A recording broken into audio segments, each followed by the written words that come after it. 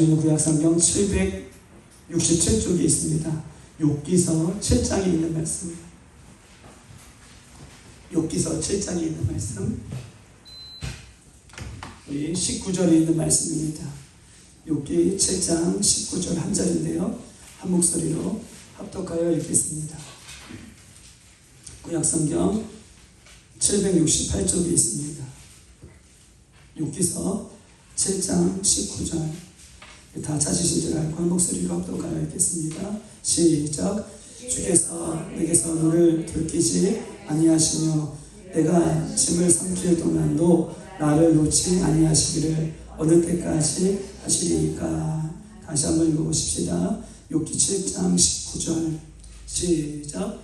주께서 내게서 눈을 돌이키지 아니하시며 내가 침을 삼킬 동안도 나를 놓지 아니하시기를 어느 때까지 하시리까. 아멘. 오늘 이 짧은 이 말씀을 가지고 하나님의 은혜를 나누는 시간 되기를 소망합니다. 세상에는 졸업이 있어요. 그렇죠? 세상에는 적정 시간이 되면 또 어느 환경이 되면 졸업을 합니다. 초등학교를 졸업하고 중학교를 졸업하고 고등학교를 졸업하고 또 대학교를 졸업해요. 어느 시간이 지나면 그렇게 졸업을 합니다. 또 세상에는 은퇴가 있죠.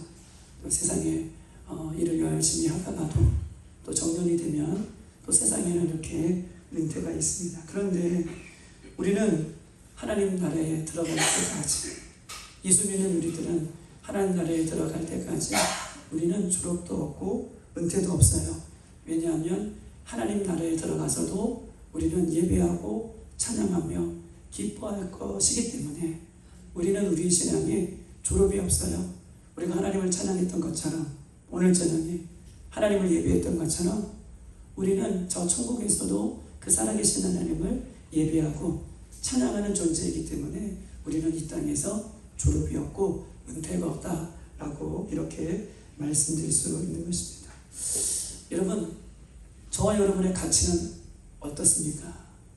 저와 여러분의 가치는요, 오늘 이 강대상에 수요일날 우리 꽃이 봤는데 하얀 꽃이 얼마나 이쁜지 모르겠어요. 다들 이구동성 목사님이 이쁘다고 하는 것이 아니라 뒤에 있는 하얀 꽃이 너무나 이쁘다라고 다들 말씀해 주시더라고요. 제가 또 하얀 꽃이 너무나 이뻐요. 하얀 꽃이 이쁜 것은 그냥 꽃 자체가 어떻게 해요? 이쁘기 때문에 자체만으로도 이쁜 거예요. 여기에 무엇을 더해서 이쁜 것이 아니라 얘는 얘 자체만으로 하나님께서 만들어 주셨기 때문에 이 자체만으로도 이쁜 것입니다. 여러분 보십시다. 여러분, 비싼 명품, 이 비싼 명품은 값을 비싸게 주고 산 거죠. 그래서 비싼 명품이라고 얘기해요. 값을 아주 비싸게 내고 산 거기 때문에. 그러면 보십시다. 싼 물건은 값을 싸게 냈기 때문에 싼 물건이라고 얘기해요. 명품은 값을 많이 지불했기 때문에. 근데 보십시다. 저와 여러분은 어떻습니까? 어떤 존재입니까? 저와 여러분은 어떤 값을 치러서 하나님의 자녀가 됐습니까? 우리는 예수님이 우리를 위하여 십자가에 모든 것을 주시고 모든 것을 내어주시고 생명까지 내어주시고 너는 내 것이라 라고 사신 존재들이기 때문에 우리는 이 세상의 어떤 명품보다 어떤 값진 것보다 죄송하지만 얘보다 우리는 하나님의 자녀가 된 것 존재만으로도 우리는 명품 중의 명품이요. 할렐루야.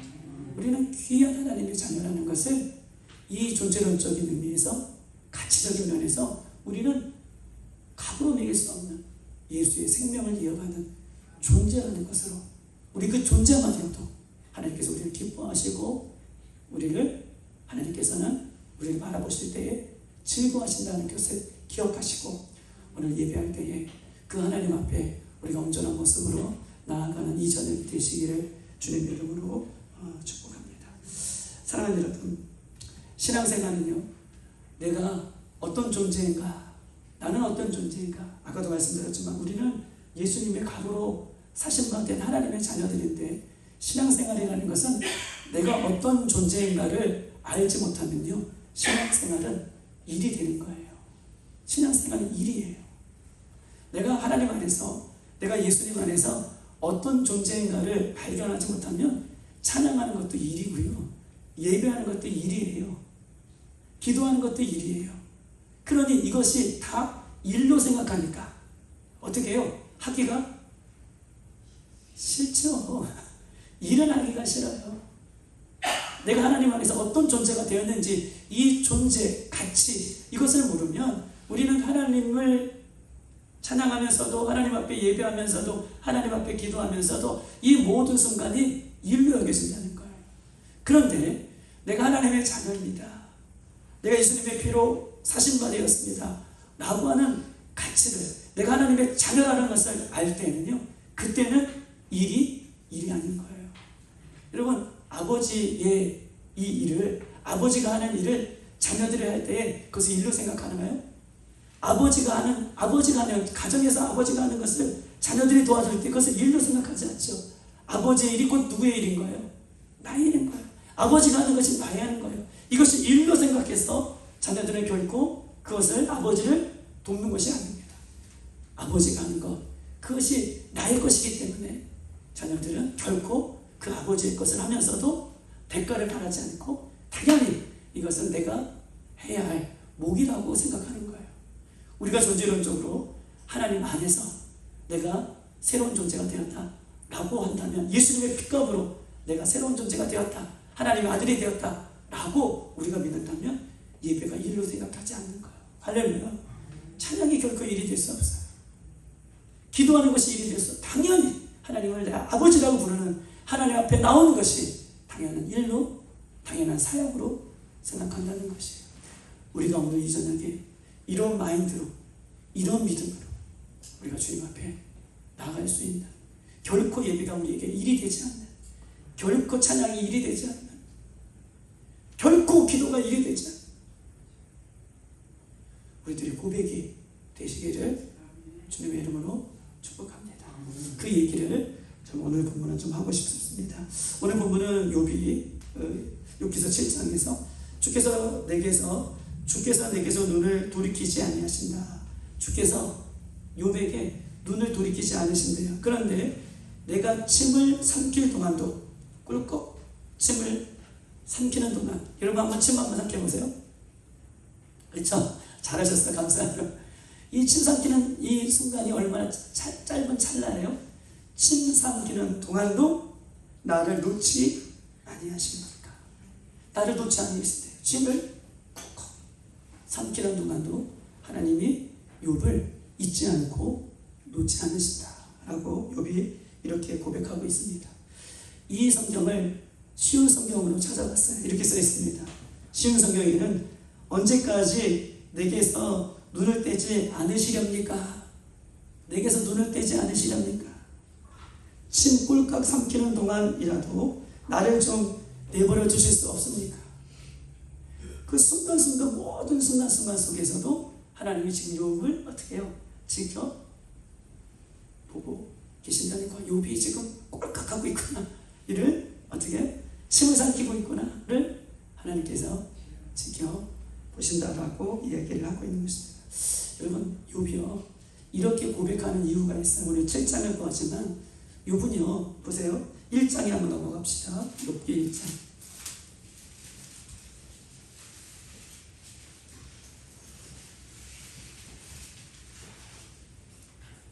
1절 다 같이 한번 읽어볼까요? 시작. 우스 땅의 욥이라 불리는 사람이 있었는데 그 사람은 온전하고 정직하여 하나님을 경외하며 악에서 떠난지라 라고 얘기하고 있습니다.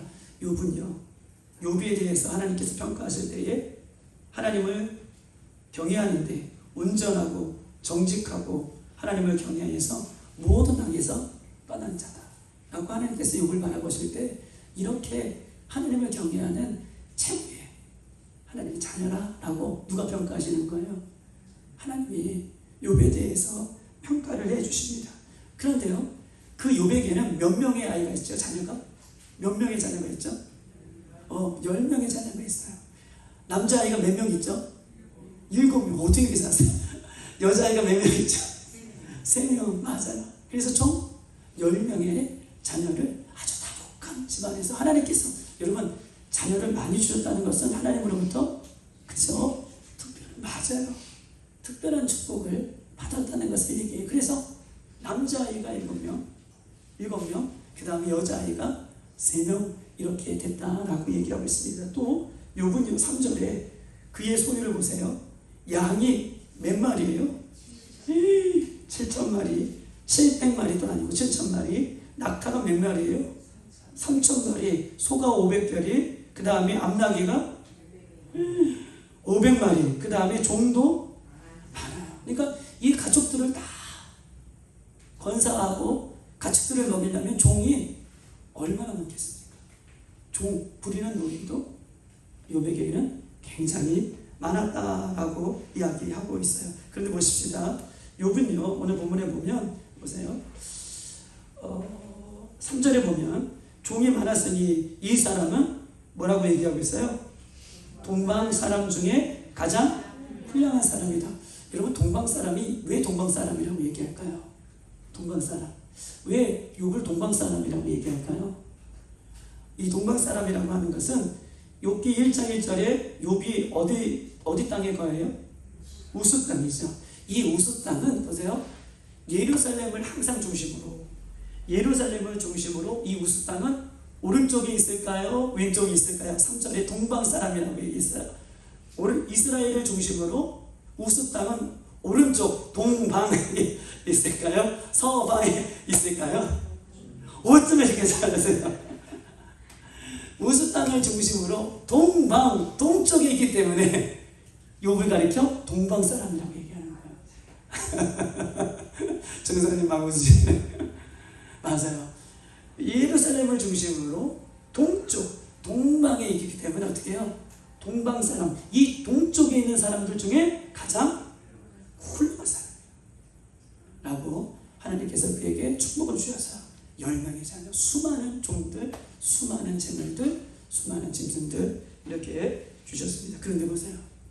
욥의 인생에서 하나님이 이렇게 함께 하시고 하나님 그를 이렇게 좋게 평가하셨어요. 그런데 욥의 인생에서 우리가 1장도 다 넘어가기 전에 어떤 어려움이 찾아오냐면 하루아침에 양, 낙타, 소, 암나귀, 종들 이 모든 것이 하루아침에 다 빼앗겨버리고 죽어버려요.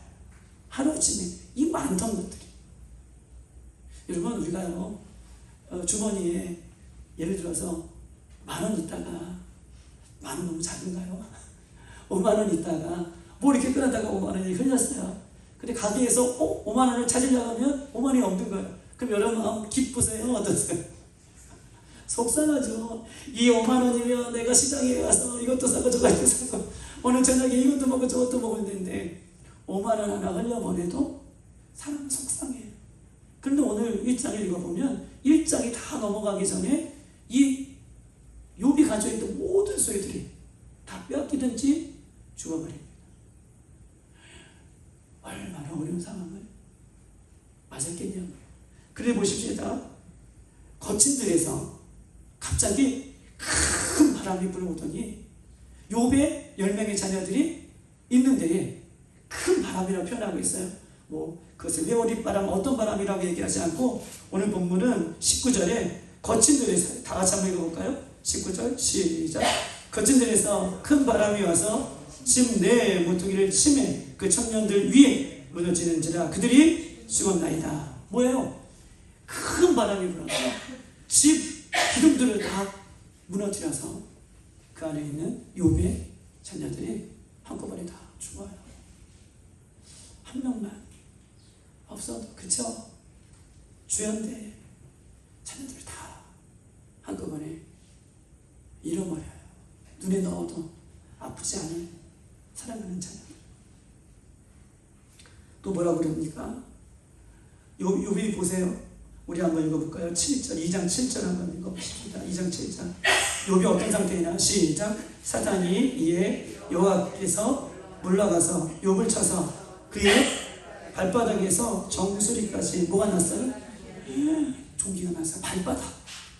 발바닥에서 이 머리 정수리까지 종기가 났대요. 여러분 종기가 얼마나 아프신지 알죠? 여러분 대상포진을 걸려서, 또 저도 대상포진을 30살 때 제가 걸렸어요. 30살 때. 여러분들도 훨씬 빨리 왔어요. 30살 때 왔는데 이 허리가 끊어질 정도로 아프더니 한 5일 정도 지나니까 이 엉덩이 쪽에 뭐 수포가 일어나더라고요. 그러니까 여기서 수포가 일어났더니 이게 누울 수가 없는데, 이 엉덩이에만 수포가 일어나는 것이 아니라 이 앞쪽에도 같이 수포가 일어났어요. 그래서 이렇게 누울 수도 없고 저렇게 누울 수도 없고, 그때는 뭐 주사를 맞거나, 지금 우리 대상포진 주사도 있고 예방주사도 있으시잖아요. 그때 당시에는 그냥 온몸으로 막, 그래가지고 지금 저는 여기에 상처가 이 깊게 파인 곰보처럼, 우리 그 뭐라 그래요? 곰보라고 하나요? 마마 수두 막 걸린 사람들이 이 얼굴이 패해진 것처럼 여기 뒤에하고 앞에가 얼마나 그게 아팠는지, 딱쟁이가 다 떨어졌는데 움푹움푹 패일 정도로 그렇게 대상포진이. 그런데 여러분, 종기는요 그 이상이에요. 종기는 요만하지도 않잖아요. 있단 말은 거, 우리가 어디에요? 베스베스로 가는 그 사건을 통해서 볼 때에 이 땅에, 이방 땅에, 이 블레셋 땅에 뭐가요? 종기가 돌잖아요. 종기가요 박쥐만한 그 종기가 돌았다라고 얘기해요. 여러분 보세요. 종기는 작은 게 아니에요. 엄청 커요. 근데 온몸에 발바닥부터 정수리까지 종기는 나중에 고름도 나오거든요. 피고름이 나오거든요. 얼마나 힘들었으면 오늘 본문에 8절에 질그릇 조각을 가지고 자기 몸을 긁을 정도로 온몸에 종기가 있어요. 하나쯤. 하나님께서 그게 좋게 평가하시고 난 이후에 하나님께서 모든 것을 주신 이후에 다 잃어버리고 나서 그의 건강도 잃어버렸어요. 그런데 더 기가 막힌 것은 그의 아내가 옆에서 좀 잘 관여했으면 좋겠는데, 옆에 있는 그의 아내도, 우리 심수님 것을 벌써 아시네요. 웃으시네요. 옆에 있는 그 아내도 9절 한번 읽어볼까요? 시작. 그의 아내가 그에게 이르되 당신은 그래도 자기의 온전함을 굳게 지키느냐? 뭐예요? 죽으라. 하나님 욕하고 죽으라. 가장 힘이 될 우리 심순애 권사님처럼 병원에서 그렇게 간호하시고 이렇게 하셔야 되는 우리 아내가 가서 죽어라. 하나님 욕하고 죽어라. 빨리 죽어라. 라고 이렇게 저주하는 그런 모습이 그 욥에게 있었다라고 이야기를 하고 있는 것입니다. 욥은요, 이 7장에, 오늘 본문에 이 7장에 너무 괴로워요. 자식도 잃고 자신의 모든 것을 잃어버리고 자신의 건강도 잃어버리고 다 잃어버렸어요.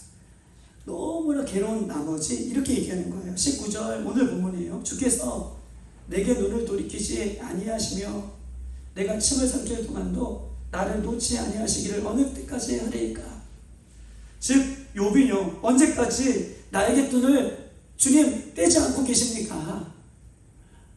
나 지금 너무 힘든데, 나 너무나 괴로운데, 나 정말 죽을 것 같은데 하나님 제발 좀 못 본 척 해주세요. 제발 나아주세요. 지금 꿀꺽하는 그 순간까지도 나를 지켜보고 계시니 내가 너무 힘듭니다. 나 너무 힘든데 하나님마저 나를 보고 계시니 내가 지금 너무 힘듭니다. 하나님은 심지어 내가 지금 꿀꺽하는 그 순간까지도 지금 나를 보고 계시지 않습니까? 하나님 제발 놔두세요. 우리 힘들 때 여보 왜 그래? 아 여보 놔둬줘. 이렇게 하시지 않나요? 그렇죠. 저만 그러시나요? 지금 욥이 어떤 것도 들을 수 있는 상황이 아니에요. 지금 어떤 위로도 지금 받을 수 있는 상황이 아니에요. 하나님 제발 놔두세요. 나 좀 놔두세요. 다 포기하고 싶고 다 손을 난 상태. 하나님 언제까지 날 지켜보시겠어요? 라고 지금 욥이 이렇게 하나님 앞에 지금 말하고 있는 내용이 이 욥에 대한 내용인 것입니다. 사랑하는 여러분, 하나님은요 우리가 침 삼키는 그 찰나의 순간까지도 우리에게 눈을 떼지 아니하시고 우리와 함께 계시는 분이 우리 하나님이십니다. 할렐루야. 우리가 믿는 하나님은 그 하나님이에요. 눈 깜빡할 그 사이에도 우리를 지켜보시고 침 삼키는 동안도 우리를 지켜보시고 우리와 함께 계시는 분이 우리 하나님이세요. 이런 것입니다. 그런데 중요한 것은 여기에요. 하나님이 함께 계신다는 것을 내가 언제나 또한 내가 어떤 순간에다 인식하고 믿지 않는다면, 이런 보세요. 내가 하나님 함께 계신다. 욥은요 힘들고 괴롭지만 침 꼴딱 하는 순간에도 하나님이 나를 지켜보고 계신다 라는 것을 인식하고 있어요? 인식하지 못하고 있어요? 인식하고 있죠. 하나님 나와 함께 계시는구나, 나를 지금 지켜보고 계시는구나, 그가 인식하고 있어요. 우리의 신앙도 하나님이 나와 함께 계시고 나와 동행하시고 나를 지켜보고 계신다 라는 것을 인식하고 내가 믿지 않는다면, 보세요, 이런 과정을 통과하지 않으면 우리는요 예수 그리스도를 더 밝게, 더 뚜렷하게 예수님 볼 수가 없어요. 이런 과정, 언제나 하나님이 나와 함께 계신다. 그것이 힘들고 어렵다든지, 그것이 기쁘고 즐거울 때든지, 그것이 내가 병들었을 때이든지 하나님이 나와 함께 계시고 나를 지켜보고 계신다라는 것을 늘 날마다 내가 인식하지 않고 믿지 않는다면 내가 그 하나님을 뚜렷하게 못 보는 거예요. 뚜렷하게 그 예수님을 바라볼 수 없습니다. 이런 것입니다. 제발 나 좀 놔주세요. 제발 나 좀 힘들게 하지 마세요. 제발 내가 기하고 싶은 대로 낫게 해주세요 라고 하는 그 욥이 지금 보세요, 하나님 나와 함께 계신다는 사실을 인식하고 하나님 앞에 지금 고백하고 있는 거예요. 하나님은 나와 함께 계신다는 것을 고백하고 있는 거예요. 그러십시다. 욥이 하나님이 나와 함께 계신다는 것을 인식하고 믿고 난 이후에, 이것을 통과한 이후에, 그래 하나님 나와 언제든지 함께 계신다 라는 것을 인식하고 믿고 통과한 이후에, 여러분 보세요, 욥의 고백이 달라져요. 어떻게 달라지냐는 거 보세요. 욥이 이렇게 달라집니다. 하나님, 내가 전에는요 하나님을 귀로만 들었습니다. 그런데 하나님 나와 함께 계시고 하나님 나를 지켜보고 계시고 하나님 나와 동행하신다는 것을 알고 난 이후에 내가 이제 주님을, 하나님을 뭐래요? 눈으로 봅니다. 더 깊게 보게 됐어요. 더 깊게 주님을 만나게 됐어요. 욥은요 나와 함께 계시는 하나님, 어떤 순간에도 함께 계시는 하나님, 그 하나님을 믿고 인식한 이후에 어떻게 고백했냐면, 내가 이제 주님을 귀로 듣지 않고 내가 주님을 눈으로 바라봅니다 라는 영적인 눈이 더 밝아지게 된 거예요. 사랑하는 여러분, 오늘 저녁에도 우리 하나님이 여러분들과 함께 계십니다. 그래서 믿으시기 바라요. 어떤 순간에도, 어떤 상황 속에서도, 어떤 어려움 속에서도 우리 하나님이 우리 함께 계신다라는 것을 믿을 때 우리는요, 우리의 믿음이요 귀로 듣는 믿음에서 이제 주님을 바라보는 믿음, 하나님께서 우리를 그렇게 이끌어 주실 것입니다. 사랑하는 여러분, 밖에서 들어가는 것이 우리를 더럽게 하는 것이 아니에요. 밖에서 들어가는 것이 우리를 더럽게 하는 것이 아니에요. 또한 밖에 있는 것이 우리를 거룩하게 하지도 못합니다. 밖에서 들어가는 것이 우리를 어떻게 해요? 더럽히지 못하고, 또 밖에 있는 것이 우리를 거룩하지 못하게 해요.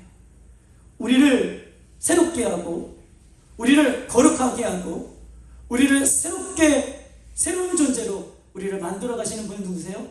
내 안에 계신 하나님이십니다. 할렐루야. 밖에 있는 것이 나를 더럽히지 못하고 밖에 있는 것이 우리를 새롭게 하지 못해요.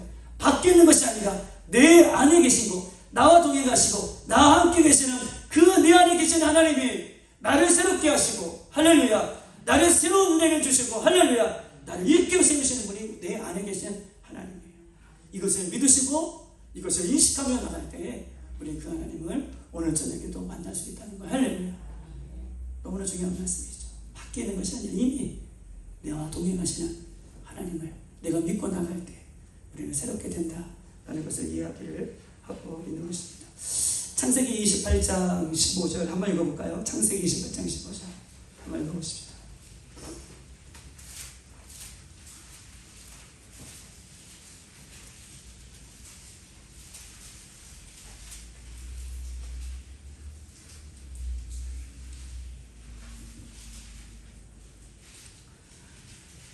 창세기 28장 15절 시작. 내가 너와 함께 있어 내가 어디로 가든지 너를 지키며 너를 이끌어 이 땅으로 돌아가게 할지라. 내가 내게 허락한 것을 다 이루기까지 너를 떠나지 아니하리라 하신지라. 내가 너에게 허락한 것을 다 이루기까지 너를 떠나지 아니하신다. 내가 너와 함께 있어 어디로 가든지 너를 지키며. 할렐루야. 하나님이 야곱에게 지금 형 에서의 팥죽 한 그릇으로 장자권을 빼앗은 야곱이 라반의 삼촌의 집으로 돌아가면서 베델이라는 곳에 잠시 머물러 있을 때에 하나님이 야곱에게 나타나셔서 약속하고 계시는 거죠. 야곱아, 내가 너와 함께 있어. 내가 어디로 가든지 내가 너를 지킬 것이다. 그리고 내가 너에게 허락한 모든 것을 다 이루기까지 너를 떠나지 아니하시라. 야곱아, 야곱 같은 성도들아, 내가 너희들과 함께, 내가 너희들에게 약속한 모든 것을 다 이루기까지 너희들을 떠나지 않으리라 라고 야곱이 그날 저녁에 베델에서 하나님의 약속을 받습니다. 사랑하는 여러분, 자녀들을 향한 부모의 사랑은요, 이 땅에서 표현할 수 있는, 자녀들을 향한 이 부모의 사랑은 이 땅에서 표현할 수 있는 또 하나님 다음으로 귀한 사랑이라고 이렇게 생각합니다. 부모님이 자녀를 향한 사랑. 그런데 보십시오. 그러나 부모가요, 아무리 자식을 사랑한다고 해도, 부모가 아무리 자식을 사랑한다고 해도 언제나 자식과 함께 해줄 수 있어요? 없어요? 해줄 수 없어요. 부모가 자식을 너무나 사랑한다고 해도 그 부모는 언제나 자식과 함께 해줄 수 없습니다. 왜냐하면 부모는요, 시간과 공간에 제약을 받기 때문에 그래요. 아빠가 회사에 가는 동안, 엄마가 가정에서 일하는 동안 자녀가 학교에 있는 혹은 자녀가 어디에 있든 그 자녀와 함께 있을 수 없어요. 아빠는 회사에 있고 엄마는 가정에 있기 때문에 밖에 나가 있는 자녀들과 함께 할 수 없습니다. 아무리 사랑해도요. 왜냐하면 부모는 시간과 공간에 제약을 받기 때문에 그래요. 또 보십시다. 여러분, 한 지붕 안에 우리가 있어도 자녀들이요, 집 방문을 탕 닫고 들어가면 어때요? 그 아이들이 뭐 하는지 엄마 아빠가 지켜줄 수 있어요? 없어요? 한 지붕 안에 있어도 자기 방의 문을 탕 닫고 들어가면 엄마 아빠가 그 아이들을 지켜줄 수 없습니다. 또 서글픈 것은 부모님이 나이가 점점 들면서 이 땅에 나이가 들고 병들어서 먼저 이 땅에 하나님의 부르심을 받으면 이 땅에 남겨진 우리 아이들을 우리는 어떻게 해요? 지켜줄 수 없어요. 왜냐하면 우리 인간은, 우리 부모들은 시간과 공간에 뭘 받아요? 제약을 받아요. 여러분 보십시다. 그런데 보세요. 우리 하나님은 야곱에게 내가 너와 함께 하리라. 약속을 다 이루기까지 너를 떠나지 않으리라. 너와 함께 하신대요. 언제나 함께 하신대요. 어느 곳에나 함께 계신대요. 어떤 순간에도 함께 계신대요. 우리 하나님이 어떻게 우리와 함께 계실 수 있습니까? 어떤 순간에도 어떻게 함께 주님께서 함께 계실 수 있습니까? 여러분, 우리 주님은요, 빛이세요. 할렐루야. 우리 주님은 빛이세요. 여러분, 태양이요, 딱 떠오르면 그 태양빛은 내 앞에도 있고 내 뒤에도 있는 거예요.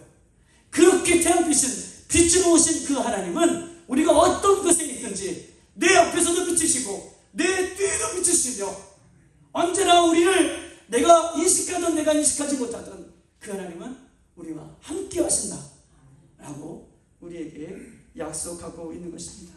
여러분, 이사야 말씀 한번 찾아볼까요? 우리 1033쪽에 있는 말씀입니다. 구약성경 1033쪽 52장 있는 말씀 12절.